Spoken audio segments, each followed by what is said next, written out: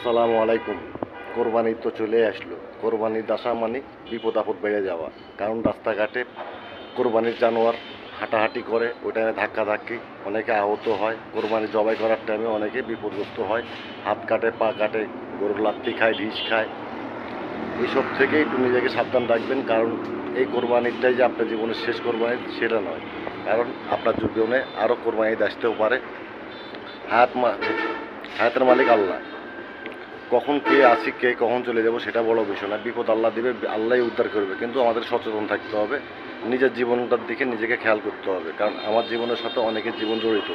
যদি আমি দুনিয়া ছেড়ে চলে যাই, অনেকের সমস্যা হতে পারে, আবার অনেকের নাও হতে পারে। অনেকে খুশি হবে, অনেকে আনন্দ পাবে, কিন্তু সে আনন্দের মধ্যে আমার জীবনটা হারিয়ে যাচ্ছে। এই জন্যে বলবো, আপনারা সবাই একটু সাবধানে থাকবেন। কোরবানির পশু জবাই করার টাইমে খেয়াল রাখবেন, যাতে কোনো মতে আপনাদের হাত স্লিপ না করে, আপনাদের চাকু ছুরিতে আপনাদের হাত পা না কাটে, এবং কি আপনাদের গরুতে আপনাদের ডিশ না মারে। সবাই ভালো থাকবেন, সুস্থ থাকবেন, নিজের প্রতি খেয়াল রাখবেন।